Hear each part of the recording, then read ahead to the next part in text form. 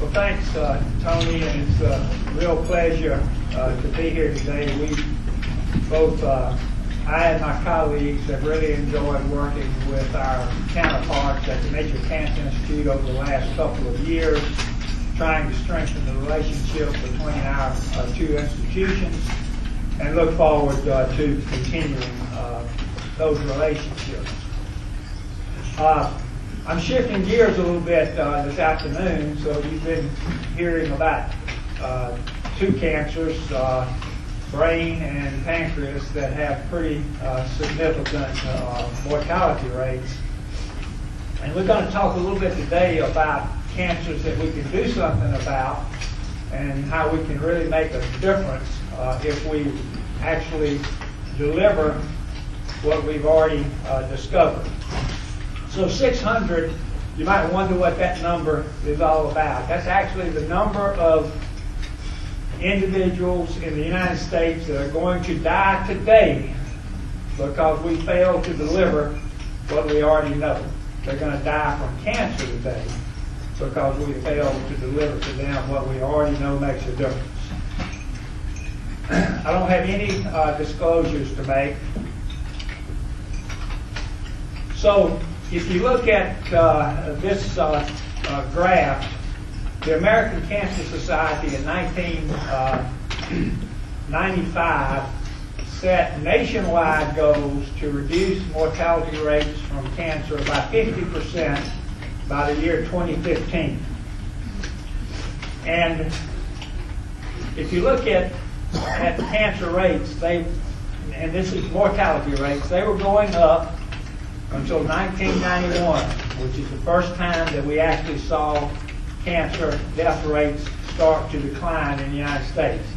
And if you go all the way back to 1900, you can see that every consecutive year we had an increase in mortality rates from cancer until 1991 when it shifted. But you can see that we needed to be on this trajectory in order to meet our 2015 goal of 107 deaths per 100,000 people from cancer. At the current rate, we're going to be about 150. That's down from 215, so a significant drop, but still failing to meet what we hoped to do. Now, the lowest mortality rates in the country are in college-educated individuals in the United States. So I suspect that almost everybody in here is a college graduate, which means that you're in a group that has the lowest mortality rates in the United States from cancer. If everybody in the United States had the same mortality rate as you and I do, there would be 216,000 fewer deaths in the United States from cancer. And in African American, these are the numbers that would be saved if they had the same mortality rate. Here white, here Latino. So 590, I rounded it up to 600. So that's where the 600 comes in. So theoretically, if college-educated individuals have a mortality rate of X, everyone in the United States should have that same mortality rate. Because all of our discoveries and everything that we know has achieved that mortality rate in the college-educated individual. And I'm going to walk you through that in just a minute. To improve mortality rates in college-educated individuals is going to require more research. To improve mortality rates in those that have less than a college education is going to require delivery of what we already know and more research. So, I suspect many of you didn't really quite realize this, but there were no cancer disparities in the United States in the early 80s. Look at mammography death. Look at breast cancer death rates. You go back to the 80s, whites and African Americans had exactly the same mortality rate. In the 80s, it began to diverge. Whites began to go down, blacks stayed about the same, and then began to trickle down, but you can see that this gap widened over the next 2 decades, 3 decades. Why? What happened? Well, prior to the 80s, we didn't really have anything that differentiated outcomes in breast cancer. But remember, it was in the 70s that we began to implement a discovery called mammography. And we also, in the 80s and 90s, developed relatively effective treatment for breast cancer. And what we did is we began to deliver it differentially. So if you were low income, low education, no insurance, you were less likely to get a mammogram, and you were less likely to get the most advanced treatment for your disease. So we began to have gaps. Same thing happened in colorectal cancer. So look back here in the late 70s. Didn't exist. I was in my fellowship in the 70s, and we didn't know there was such thing as cancer disparity. Really wasn't. We didn't really recognize it until the late 80s, early 90s, when it began to get on the radar screen. And again, same thing. We developed a way to screen for the disease that actually really makes a difference in this disease because you can prevent it or detect it early. And we got, you heard this morning, some effective therapies for colorectal cancer. What did we do? In both sexes, we began to deliver it differentially. Because that's the way our United States health system is designed right now. And so we developed a disparity.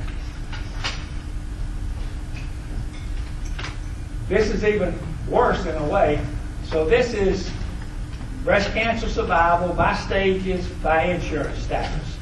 So stage 1, red, 2, blue, 3, green, yellow, 4. You see the survival goes down. Solid is insurance, dotted line, no insurance. So even if you're the same stage, if you have insurance versus no insurance, there is a difference in your outcome, stage for stage. So that debunks the myth that if you show up in the emergency room and with a cancer, that you're going to get treated the same as someone with insurance. Just not the case. So even if you get in the system, which these people are, there seems to be a differential in the way that we treat it.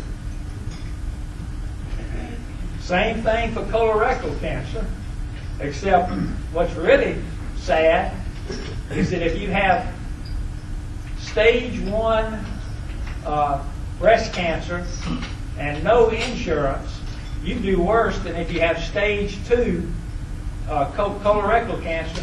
You do worse than if you have stage 2 with insurance, or stage 1 with insurance. So, morally and ethically unacceptable, in my opinion, that we have that kind of data.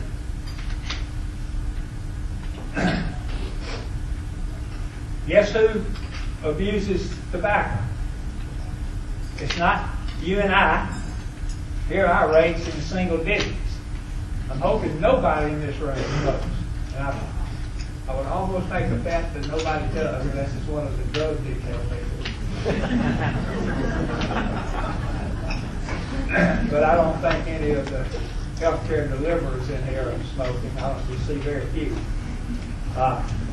But if you are low education, then your rates are relatively high. Here's the biggest problem, literally and figuratively. coming at us in almost a tsunami. And it was in 2001 that we recognized that obesity is directly related to cancer incidence and mortality. This is mortality for these cancers in women. So you can see uterine, breast, double to 6 times the chances of dying if you have a BMI above 30 or 35, depending on cancer. Same thing for men, 4.5 with liver, almost 2 times more likely to have die of colorectal cancer.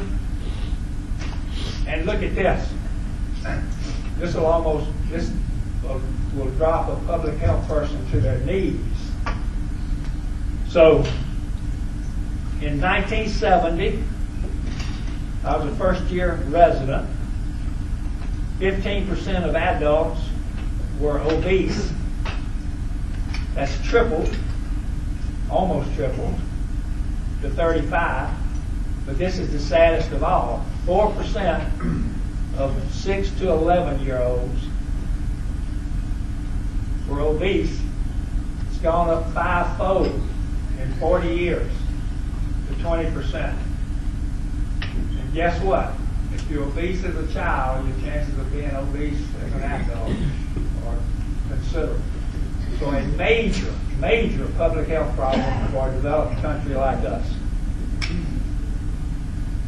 So what have I said so far? The reason fundamentally that a college-educated person has the lowest mortality rate in the United States is he or she is unlikely to smoke. He or she is likely to get age-appropriate screening. He or she is likely to eat healthy and likely to get some form of physical activity. And when he or she gets cancer, they go to the highest quality institution they can to get that treatment. Mitchell Cancer Institute, UAB Comprehensive Cancer Center, etc. So, those that fail in any of these things have a higher mortality rate. So as we looked at this, I was president of the American Cancer Society National Board of Directors 3 years ago, and we actually took 35 goals and objectives and narrowed them down to 5 that we think are critically important to accelerate our progress against cancer and to accelerate that downward curve that you saw. And they are tobacco control. Now we sit in a state in which we have no statewide clean indoor air laws. Statewide. It's being debated again in the House and Senate of the legislature. A watered down law, really, that even if it passed, wouldn't be what we really wanted. And we have pretty low taxes. Ours are 42 cents a pack. New York City's $5 a pack. New York City has smoking rates that are now 11%, headed to single digits, because they have clean indoor air and incredibly high cigarette taxes. So that can be done. So breast cancer and colorectal cancer screening in those places where screening rates are low and mortality is high. So I don't know whether you've noticed in the United States, but rich people tend to live with rich people, middle income tend to live with middle income, and low income tend to live with low income. So you can select geographically. Right here in our own state, in the South, across the nation, you can find the geographic areas with our good statistics and epidemiology where mortality rates are high and can be impacted. This is a big problem. And the nation, I think, is going to be paying a lot of attention to it in terms of what we can do, both from a research standpoint to see how we can change behavior, but also understanding the molecular causes and the molecular relationships between obesity and cancer, and whether or not we can impact that in some way other than just behavior. And then access to care, quality of life. I mean, we've got 40 million, maybe 50 million uninsured people in the richest country in the world. You can debate the Affordable Care Act all you want to, but I don't think you'll be favorably looked upon at the pearly gate if you can say, well, nobody should have coverage if they can't pay for it. So you've got to think about that. So, I've outlined the problem. Now I'm going to tell you about UAB's experience in beginning to address cancer disparity and our approach to this. So let's look at where we live. Birmingham's right here. Mobile's right here. The red and orange counties are those with the highest concentration of African Americans. And not surprisingly, they're in the former slave states, and then the northern migration to Chicago, Detroit, New York, some out to LA. But the concentration is right here. So we're in the heart of it. And we can't forget the history of why those people, why African Americans are in this area. And it's pretty straightforward. So we have a 250, 300-year history of slavery that was actually only eliminated 150 plus years ago. And we followed that with 100 years of segregation in these states. So that's a history we can't forget, particularly when we began to work in African American communities, because they have a history of institutional suppression at all levels. And again, here we are. If you look right here, it's a major concentration. That's the Black Belt of Alabama. Right here, the Delta of Mississippi.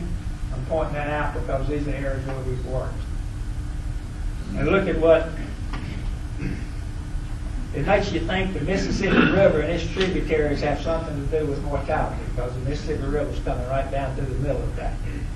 But and it drains a lot of the United States, but it's not environmental exposure. I mean, that may be part of it. Obviously, these are the poor states with low income, low education.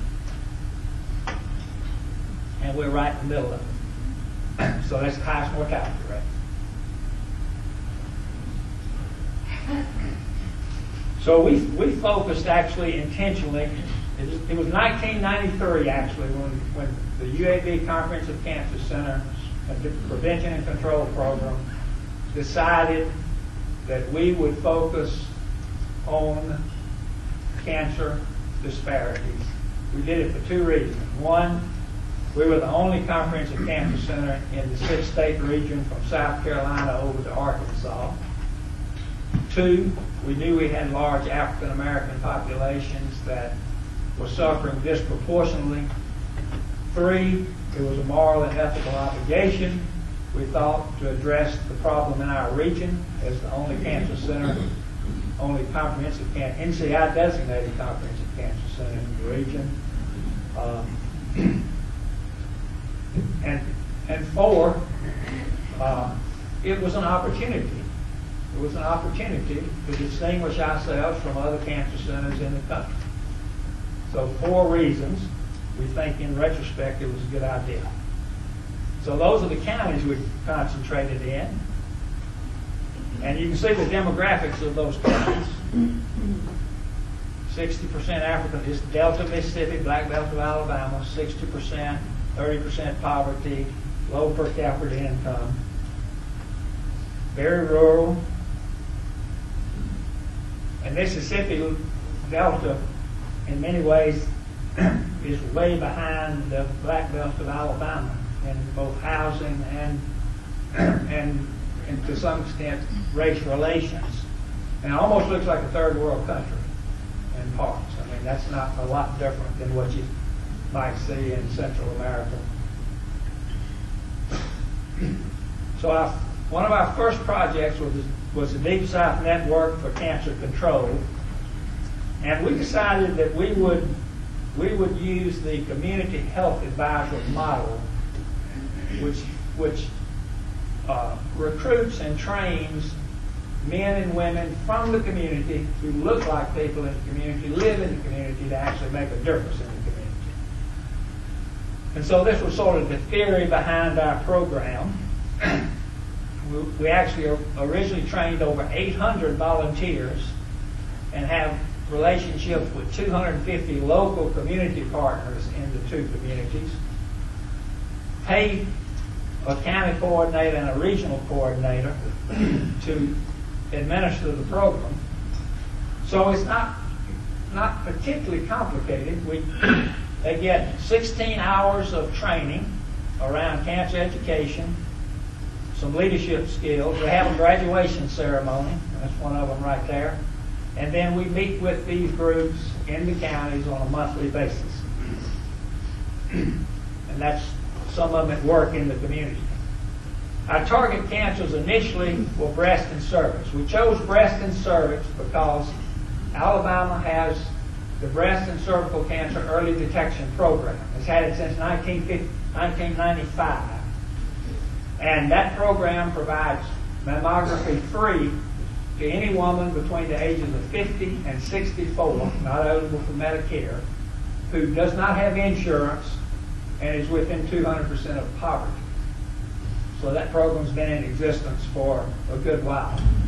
And if you're detected with the cancer, you then go into Medicare and get coverage automatically. We added colorectal cancer in the last 5 years with some trepidation because we don't have a foolproof mechanism to get them screened if they actually want to be screened. So we've tried to concentrate on the Medicare population who can get screened if we're able to convince them to do that. Now look at this. This is the breast and cervical cancer early detection program. In the first 10 years of its existence, it screened, and it's now about its 15th year, but I wanted to show you this addition. Screened 30,000 women. So this is 30,000 previously unscreened women in the state of Alabama. And we found 534 cancers. That's a rate of 1 in 57. And for those of you who take care of breast cancer know that rate is astoundingly high. It's normally 1 in 200 to 400 mammograms. But you got a totally previously unscreened population between the ages of 50 and 64. So without this program, which we helped recruit to, there would have been 534 cancers detected when they were stage 2 or 3 or 4, perhaps. And this we're particularly proud of. So this is the Black Belt counties that you saw a few minutes ago. When we started our program, the difference between mammography screening rates in African American and white women was 16%. This is Medicare data. So this is impeccable data because you have the beneficiaries and you know whether or not from billing data they had a mammogram or not in a given year. So before the program started, 16% difference. Whites continued to go up, and they stabilized like they have across the country at about 58%. So mammography rates have stabilized in this country, which is not good. A whole other discussion we can talk about. But look what we did with African Americans with our program. We brought them all the way up to 58%, so that there was actually a 0.5% more African Americans were getting mammograms in this population than whites. Looking at cervical cancer, we couldn't get the data from Medicare around cervical cancer because that wasn't part of their scope of work during that period of time. But we did we compared Deep South Network counties' cervical cancer mortality rates to non-Deep South Network county colorectal cancer rates in African Americans in our own cancer register at UAB. So prior to the program, if you came from one of the Deep South Network counties, the poorest counties in Alabama, the Black Belt, you had an odds ratio or a hazard ratio of 2. That is, you were twice as likely to die of cervical cancer if you were African American in the Black Belt compared to African Americans in other parts of Alabama. After the program started, we reversed that completely so that the hazard ratio was 0.5. So you were less likely to die of cervical cancer if you came from the Black Belt versus other parts of Alabama. So suggesting that the program was effective. Currently, we've extended the program now that we have an individual weight loss trial versus individual weight loss trial plus community strategies in 4 counties in Alabama, 4 counties in the Black Belt to see if we can actually reduce weight and improve parameters like cholesterol, triglycerides, blood pressure in women with a BMI of 35 or greater, African American women. And that program's ongoing. We've recruited 409 women into the trial, and our goal was 400, so we'll be able to report on that later. This was a sister project of the Deep South Network, so same idea. Recruit and train community health advisors, lay women. We recruited 143. They had to identify 10 clients in their community, each one, so a little different program. And you can see that before they started working, the proportion never screened of these 1,500 women was 14%, infrequently screened 16%, adhering to guidelines 70%, and we took the 14 to 4, so reduced that, increased the infrequently screened, and increased the adherence to guidelines, all with significant p-values. But let's just look at that. So 211 women, or 14%, had never had a mammogram. We were able to change behavior in 71% of those 211, just by getting somebody from their community trained to say this is important. So 71. 102, 48% had a mammogram in the last year. 48 had a mammogram, but had not done mammograms in 2 consecutive years, which actually may be a good thing based on some data we've heard recently. And then, just to show what community health advisors can do, we wanted to increase participation in cervical cancer screening in the Mississippi Delta. And so we went to Sunflower County, which is right here with a very high mortality rate from cervical cancer. As you can see, the purples are the worst. And we got community health advisors to actually go into 2 small communities and knock on doors, just door to door, identify women who were potentially eligible for a pap smear and ask if they had ever had one, or if it had had one in the last 3 years. And we gave them a choice. They could either get a voucher to go to the clinic, the public health clinic, for a pap smear, or they could do a home self-collection with HPV testing. We had done a prior study that showed a woman can do a self-test and it's just as reliable for HPV detection as a physician doing the HPV test with a speculum and a swab. Equally effective. So we found 119 women who actually had not had a pap smear in the last 3 years or had never had a pap smear. Pretty intensive, though. We had to knock on 900 doors to find 100 women. And look at this. So 35% said, I'll go to the clinic. 64% said, you know, I'd rather do the self-test and not have to get the transportation, go to the clinic, etc. And the compliance rate was much higher in the self-collection. In other words, these women said, I'll go to the clinic, but only 40% of them showed up at the clinic. These said, I'll do the self-test, and 80% of them sent it in so that we could see if they were HPV positive or not. Took it one step further through this program. So we're building on our model, as you can tell. So we said, well, now what are we going to do with women who have a positive mammogram and need diagnostic testing? Or what are we going to do if a woman has cancer and it is low resource and it's got to be treated for? So we trained a group of navigators to actually help navigate women with a positive mammogram or a diagnosis of cancer through their diagnostic test or their treatment. These are some of the barriers. Transportation's big, financial issues, lack of information, fear, emotional issues, social support, all the things that you would predict are a problem when you're in a low-resource community.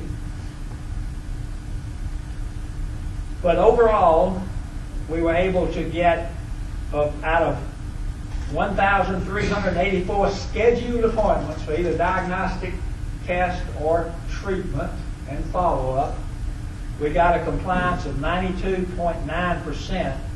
But look, and really the lowest was in Jefferson County, which is our own county, which is, is urban. The rural areas did amazingly well, 98, 96, 95.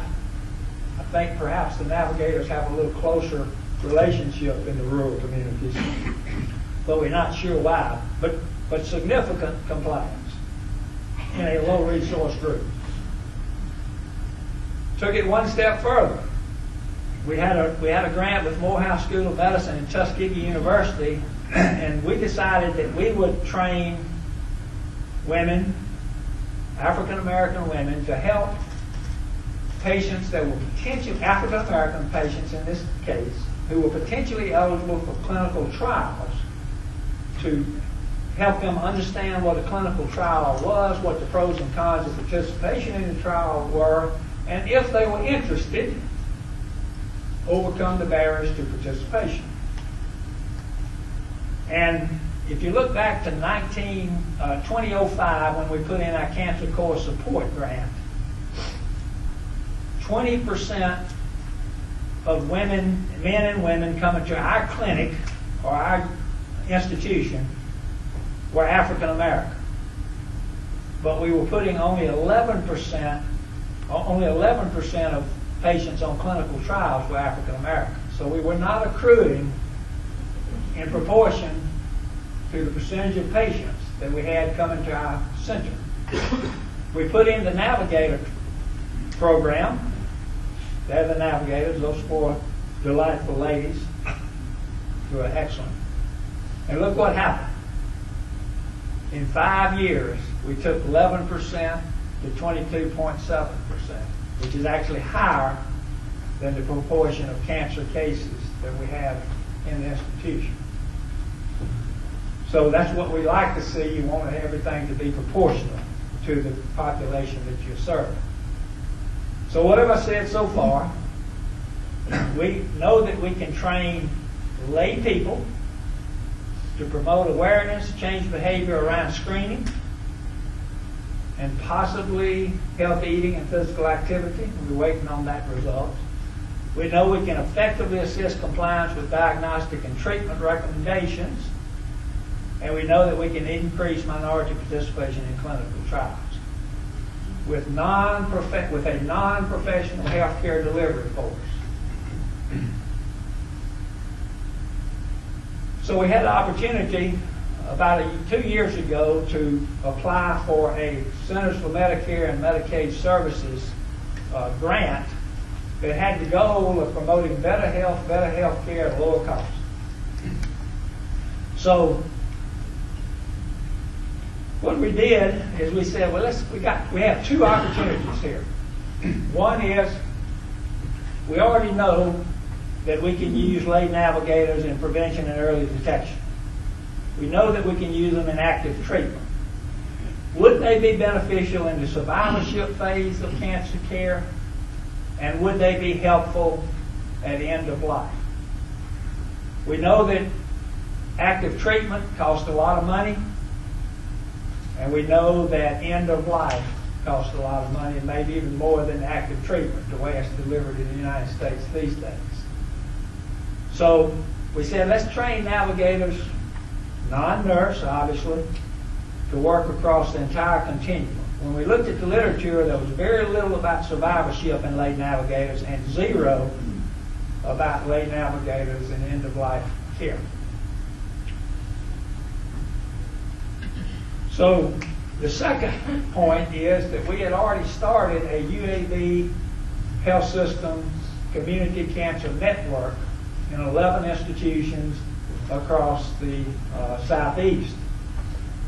A couple in Georgia, one in Tennessee, 4 or 5 in Alabama. Mitchell is part of this relationship with this Patient Care Connect program.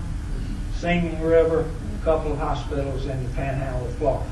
So we had already started that. So we proposed that not only would we extend our Navigator program across the continuum, but we would extend it into multiple hospitals. Well, they funded us, and I think they funded us because we thought that we would accomplish a number of things. One, we'd reduce emergency room visits for patients in active treatment, because you got a navigator calling them every day. Miss Jones, you have any problems? Nausea, vomiting, fever, you need your pain medicine, the things that usually drive a patient to the hospital.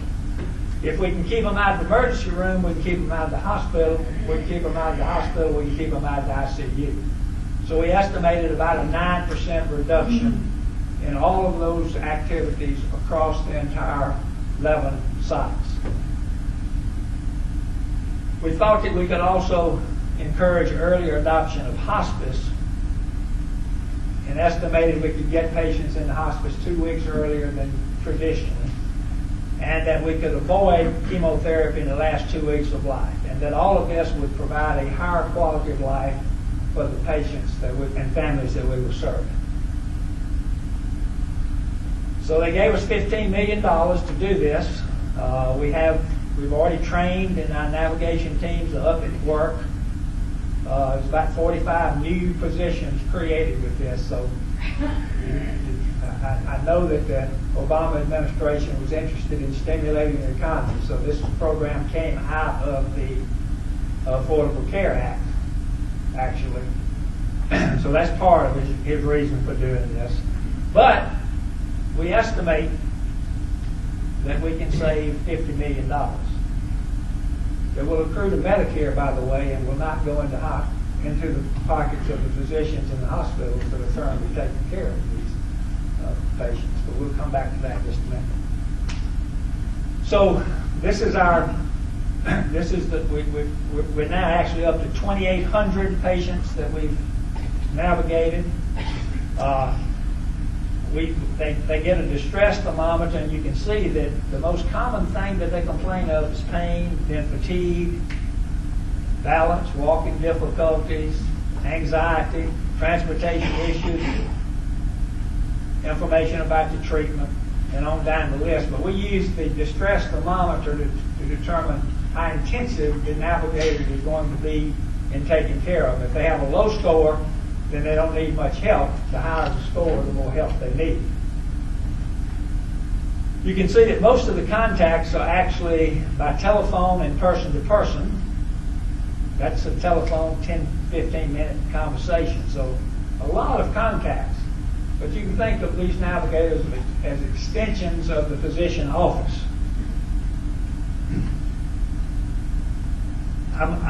I'm sincerely apologize to the Mitchell Cancer Institute groups because this actually is data from about 3 weeks ago, and Mitchell just gave us their accrual by site, and they're actually number one at about 430 patients. And we appreciate it. So now I'm changing from, I've been giving you facts so far related to our this is philosophy. This is Partridge philosophy. So I don't know whether it's right or not. You know, you can take it for what it's worth. So is eliminating disparities, is it daunting or can we do it? Is it impossible to do or is it doable?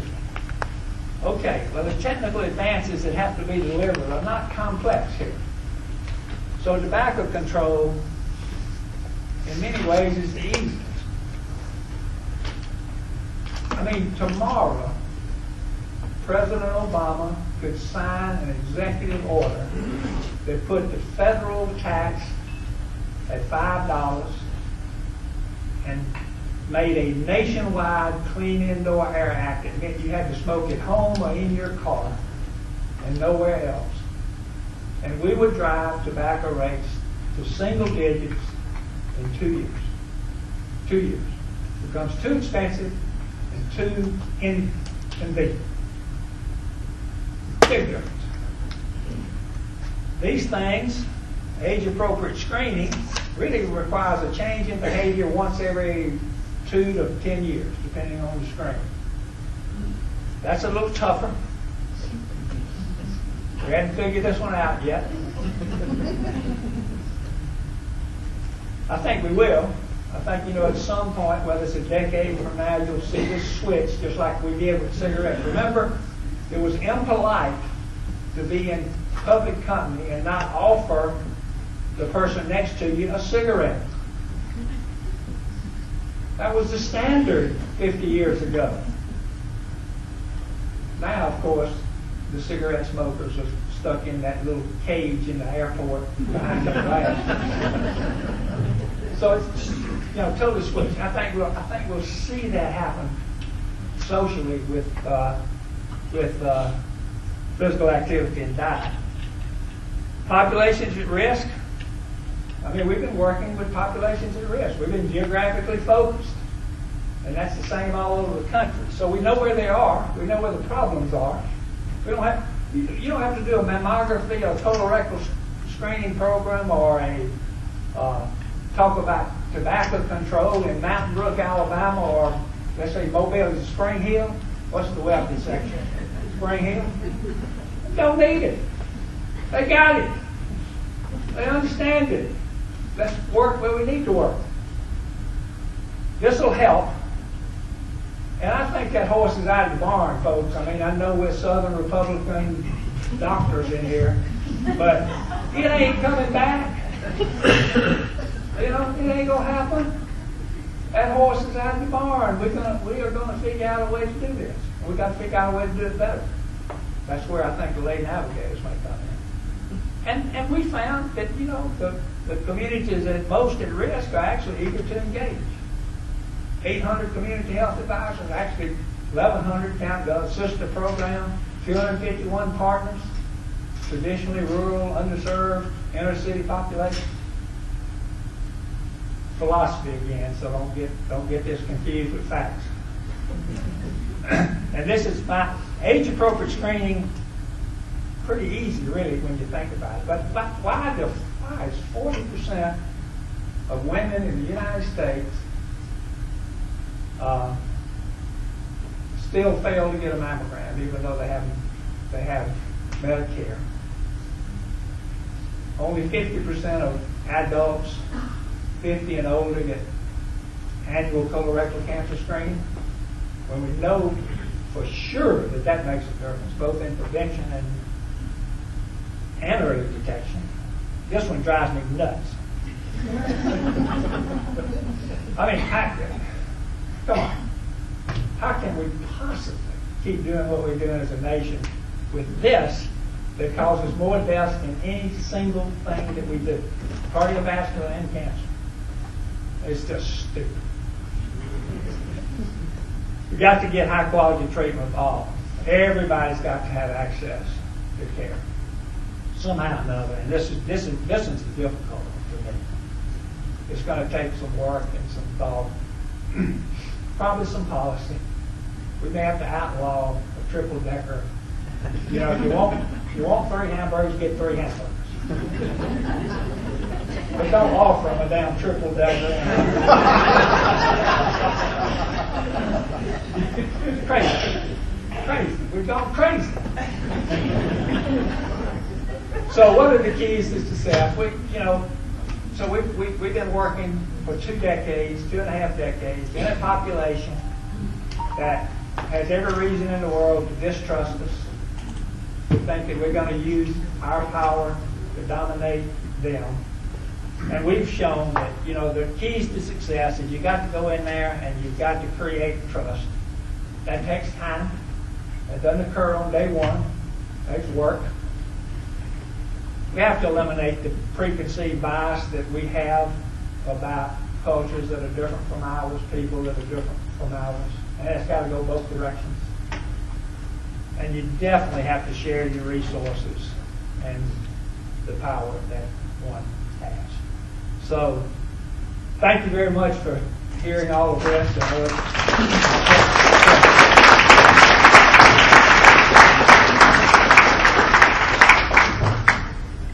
Yes, ma'am. Were you able to order HPV vaccines to enter this area, and can you comment on why cervical cancer rates have not decreased in the HPV vaccine? Well, I've always been a proponent. You can't do everything for everybody all the time. You really have to focus a little bit, particularly when you're dealing with these kinds. So we're beginning to talk about how we can increase HPV vaccine uptake in our populations. And probably in the next iteration of the Deep South Network, we'll probably have a program to figure out how to do that. I'll come back to that in a minute. You asked if it's making any difference. We already have data that shows that women who have been vaccinated have lower risk of cervical intraepithelial neoplasia. So those rates are going down. That's going to translate into decreases in actual cervical cancer incidence and mortality. No question about it. So that data is already out. The only way, but I tell you what's disturbing about the vaccine is the uptake in low-income, low-educated young people is much less than the uptake in middle-income, high-income, educated girls. So that means that disparities are going to continue to exist unless we change that. Now, the history with vaccines is that the only way that you can get universal uptake across income levels and education levels is to have it mandated for schools. So every vaccine that's currently mandated for school admission, whooping cough, tetanus, all of the things that are out there are no differences in disease mortality from those diseases by education level or income. In other words, disparities were eliminated once you mandated a vaccine in the schools. So that's going to eventually be what has to happen. And I think as the nation gets more and more comfortable with the HPV vaccine, we'll be able to probably swing that in every state but Alabama. But we'll try. I think I'm going to run for governor when